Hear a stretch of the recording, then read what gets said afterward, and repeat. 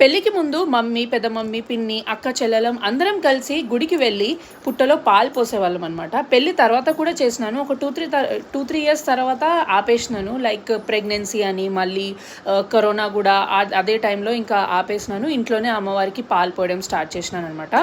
So actually ఏంటంటే నాగుల పంచమి రోజు పుట్టకు పాలు పోస్తారు కదా. సో అక్కడ పుట్ట మీద ఉన్న ప్యాలాలు తీసుకొని మన గుడిలో ఇంట్లో గుడి ఉంటుంది కదా, దేవుడి దగ్గర పెట్టేయాలంట. మా మమ్మీ ఇంకా అమ్మమ్మ వాళ్ళు చెప్పేవాళ్ళు.